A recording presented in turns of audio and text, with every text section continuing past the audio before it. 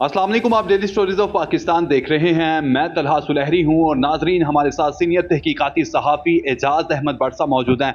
भट्ट साहब, क्या लाहौर में दो और गैंग ग्रुप बनने जा रहे हैं, एक रजब भट्ट ग्रुप और एक उमर भट्ट ग्रुप, क्या कहेंगे आप इस पर? अजी देखें, ग्रुप नहीं बनने जा रहे। बात यह है कि सोशल मीडिया ने कुछ ऐसे लोगों को प्रोमिनेंट कर दिया है कि जो ना पढ़े लिखे हैं, ना उनको एटिकेट्स हैं और ना ही उनको कोई इस तरह की तालीम है और ना वो अपनी जो इस्लामिक कल्चर और रवायात जो है उनकी पासदारी करते हैं। बस मैं तो ये जानता हूँ इन लोगों की हरकतें देख के, तो मुझे वो क़यामत की निशानियों में से क्या निशानी याद आ जाती है कि जो घटिया लोग होंगे वो अहम ओहदों पे आ जाएंगे और वो अमीर और कबीर हो जाएंगे। तो आज हम अपनी आंखों से ये जो सच्ची जो निशानियाँ थी देख रहे हैं कि ऐसे ऐसे लोग खुद से बताते हैं कि मैं 8वीं जमात फेल हूँ, खुद से बताते हैं कि मैं किसी अच्छे कॉलेज यूनिवर्सिटी में नहीं गया, खुद से बताते हैं कि जो है हमारे पास तो खाने पीने के लिए रोटी नहीं होती थी। तो फिर हमने ये वल्गर गुफ्तगू शुरू की, ये बदतमीजियाँ शुरू की, या अपनी माँ बहनों को टीवी पे लाना शुरू किया, अपनी बीवियों को टीवी पे लाना शुरू किया, अपने बेडरूम्स की जो है कहानियाँ सुनानी शुरू की। और फिर इस तरह के लोग जो हैं वो हमारी नौजवान नस्ल का कहते हैं कि जी ये सुपरस्टार है। मैं इनको सुपरस्टार नहीं मानता। ये जितने आपको नज़र आ रहे हैं, मैं नाम लेके कहूँगा, ये जो मिस्टर पतलू है, ये जो रजब भट्ट है, ये जो मां डोगर है, ये जितने नाम आप सुन रहे हैं, ये हमारे हीरोज़ नहीं हैं। ये आपको मैं बताता चलूँ कि हर मुआशरे में दो तरह के किरदार होते हैं। एक पॉजिटिव किरदार होता है, एक नेगेटिव किरदार होता है। ये नेगेटिव जो किरदार है, जो शयातीन के किरदार है, जो शयातीन के चेले हैं, ये वो हैं। ये वो चेले जो हैं वो हमारी नौजवान नस्ल को डिवाइड कर रहे हैं कि आपको जो है ना नूरानी रास्ता चाहिए या अबलीसी रास्ता चाहिए। तो ये अबलीसी रास्ते पे लेके जा रहे हैं। मैं तो समझता हूँ कि ये जो आप कह रहे हैं कि दो गैंग की लड़ाई और रजब भट्ट और मान डोगर और हैदर शाह ने जी उनके खिलाफ 7 लोगों के खिलाफ पर्चा हो गया कि वो जो है ना उमर फयाज के घर उन्होंने जाके कलाशनकोव फंसे। ये बिल्कुल घटिया लोगों वाली बातें हैं कि आप वो जैसे होता था ना कि आप कुछ कर नहीं सकते तो टीवी पे भड़कें, टीवी पे तमाशा लगाना। मैं आपको इसकी मिसाल देता हूँ कि देखिए, सुल्तान रई और मुस्तफा कुरैशी जो है ना वो टीवी पे तो इतनी भड़के लगाते थे, इतना कुछ करते थे, लेकिन आम जिंदगी में वो इस तरह के नहीं थे। लेकिन ये लोग ऐसे हैं कि ये जो टीवी पे जिस तरह की भड़के लगाते हैं, जिस तरह के उल्टे सीधे अल्फाज इस्तेमाल करते हैं, गालम गलोच इस्तेमाल करते हैं, गलीज जुबान भट्ट साहब। गलीज ज़बान। मैं कहता हूँ कि ये तो मैं सोचता हूँ, हैरान होता हूँ कि हमारे जो नौजवान हैं इनको देखते क्यों हैं। देखें, ये माओ बहनों की गालियाँ देते हैं। हम जब मीडिया में आए थे तो हमें ये एटिकेट सिखाए गए थे कि आपने कोई इस तरह का वर्ड इस्तेमाल नहीं करना कि जिसमें कोई गलत अल्फाज लगे, जिसमें से नौजवानों की को गलत मैसेज मिले। लेकिन अब हम देखते हैं कि जिनको ये सुपरस्टार कह रहे हैं, मैं कहता हूँ ये सुपरस्टार नहीं है, ये बल्कि कहते हैं बैड स्टार है। ये बैड स्टार के सुपर हैं और मैं इनको कहता हूँ ये अबलीसी स्टार हैं, ये शयातीन के स्टार हैं। ये शयातीन ही इनको फॉलो करते हैं, ये किसी नौजवान के, किसी पॉजिटिव घर के। मुझे आप ये बताएं कि हम और आप बात कर रहे हैं, क्या हम ये जो जिस तरह की वल्गर गुफ्तगू करके पैसे कमा रहे हैं, और मैं ये भी बताता चलूँ कि इस तरह के जो पैसे कमाना है ये हराम है। देखिए, हम भी मीडिया पे काम करते हैं। हमने जब भी कोई पैकेज बनाया है, जब भी कोई खबर दी है, हमने कोशिश की है कि मजलूम का साथ दें, हमने कोशिश की है सच्चाई का साथ दें, हमने कोशिश की है जो असल पिक्चर है वो सामने लाएं। तो ये तो हमेशा धुंधलाई हुई पिक्चर सामने लाते हैं। कभी ये नहीं बताते कि मैंने ये जो ट्रेनिंग कहाँ से ली, मैं ये जो जिसको ये जो 2 नंबर स्टार कह रहे हैं, ये स्टार कैसे बना। स्टार ऐसे बना, आप इनकी साथ देखें, जो दुबई से और इधर उधर से ये जिस तरह की ये गुफ्तगू करते रहे हैं खवातीन के साथ, जिस तरह की ये वल्गर और बेहुदा गुफ्तगू करते हैं। और वो की बात ये कि देखें, हमारे नौजवानों को नया नया सोशल मीडिया का कल्चर मिला है, तो ये एक धूल उड़ी हुई है। तो नौजवानों का पहले इस तरह की गुफ्तगू पे जो है ना वो उनको जो ना सुनाई नहीं देती थी। पहले ये होता था कि नौजवान इस तरह की चीज़ें देखने के लिए, जिनकी थोड़ी शयातीन का जहन होता था, तो वो नावल पढ़ते थे इस तरह के और इस तरह की कहानियां पढ़ते थे।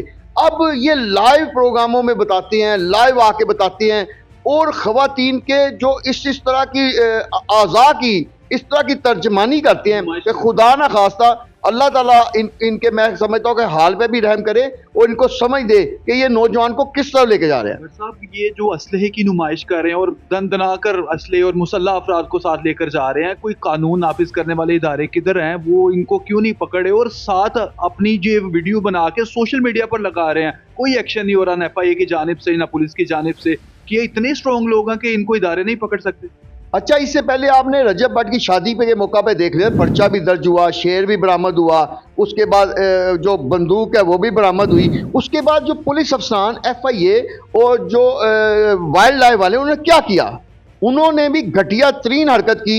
उन्होंने भी ये किया कि एक इसको सोशल मीडिया पर्सनैलिटी समझते हुए तमाम खून की जो कवानीन की धज्जियाँ बखेरी। तो मेरी अब आला पुलिस अफसरान से ये इस प्रोग्राम के तवज्जो से एक रिक्वेस्ट है कि थाना सुंदर में पर्चा दर्ज हो चुका है।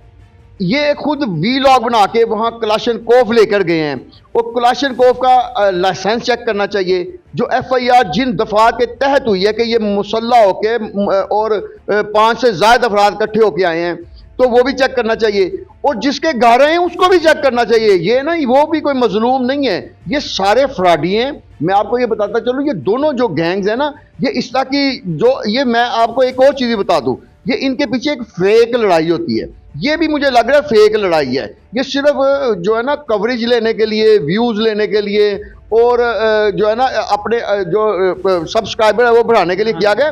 ये कुछ भी नहीं होगा, क्योंकि देखें पर्चा दर्ज हुआ है, उसको इन्वेस्टिगेशन के पास जाना चाहिए। अब SSP इन्वेस्टिगेशन की तरफ से बयान तो आया है कि वो ये कलाशनकोफ के हवाले से ये सारी चीज़ की इंक्वायरी का उन्होंने जो मुतलका अफसरान है उनको अहकाम दे दिए हैं। लेकिन देखना ये है कि क्या जैसे एक आम शहरी कलाशनकोफ ऐसे लेकर आता है, इस तरह मुसल्लह धमकियां देता है, तो पुलिस उसका क्या असर करती है? और कलाशनकोफ देखने में तो आपको एक हथियार लगती है, लेकिन मैं यहाँ पंजाब में और ख़ास तौर पर लाहौर में देख चुका हूँ कि कलाशनकोफ को लेके जाना और उसकी धमकी देना तो बड़ा आसान है, लेकिन अगर कलाशनकोफ चल जाए, उसके बाद मुकदमात हो जाएं, तो उसके बाद जब अदालतें और जेलें भुगतना पड़ें, तो फिर पता चलता है ये जितने कह रहे हो बब्बर शेर और शेर आ गया, ये सब पीछे से गायब और फिर अपने माँ बाप अपने बहन भाई रह जाते हैं, जो अदालतों के चक्कर लगाते हैं, जो थानों के चक्कर लगाते हैं, जो कचहरियों के चक्कर लगाते हैं और जो फिर जेलों में जाते हैं, वहाँ माएँ बहनें जो मिलने जाती हैं उनके साथ वहाँ के जो बैठे हुए मैं आपको बताऊँ कि टाउट जो हैं वो क्या असर करते हैं।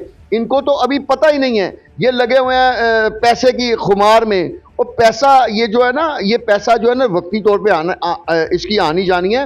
ये जिस तरह पैसा आता है अल्लाह ताला फिर वैसा ही ले भी लेता है। तो लिहाजा मैं यहाँ सबसे अहम किरदार किसका है? यहाँ सबसे अहम किरदार लाहौर पुलिस का है। देखिए ये सारा कोई लाहौर पुलिस की जो है ना आंखों के सामने हो रहा है।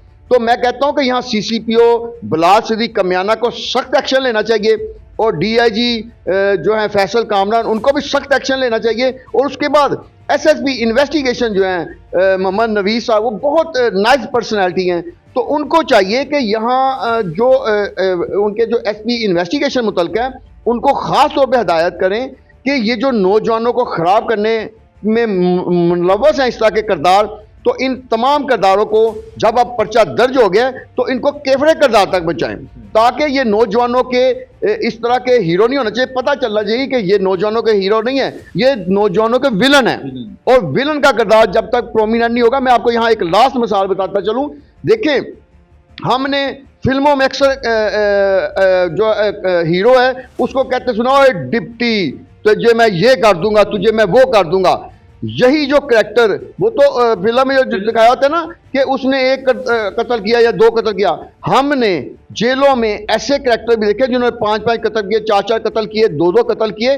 तो जैसे ही वो जेल में दाखिल होते हैं तो सुपरिटेंडेंट तो बहुत दूर की बात है, डिप्टी सुपरिटेंडेंट भी बहुत दूर की बात है, वहाँ जो चीफ वार्डर होता है ना, वो सबसे पहले टिकटकी पे लटकाता है, वो कपड़े पूरे उतार देता है और शलवार की उतार के अलफ नंगा करके तो वो उनकी खूब धुलाई करता है। उसके बाद जितने दूसरे लोग होते हैं वो भी आके जो वार्डर के साथ मौजूद होते हैं वो भी ठीक ठाक टकाई करते हैं। और उसके बाद कहते हैं ये हमारी जो जेल है ना, ये वैसी जेल नहीं है जो तू फिल्मों में देखता है। तो उसके बाद मैंने देखा है कि वो ना इस तरह के करैक्टर जो बनते हैं, बब्बर शेर बनते हैं, इस तरह के करैक्टर वहाँ ना माफिया मांग रहे होते हैं। वो फिर कह रहे होते हैं कि हमारी दाल को तड़का लगाने दें, तड़का लगाने दें, हम आपके पाँव भी दबाएंगे और आपको तेल की मालिश भी करेंगे। बहुत शुक्रिया भट्ट साहब आपके वक्त में। थैंक यू जी, बहुत शुक्रिया आपका कि आपने मुझे इस मौजू पे बोलने का मौका दिया।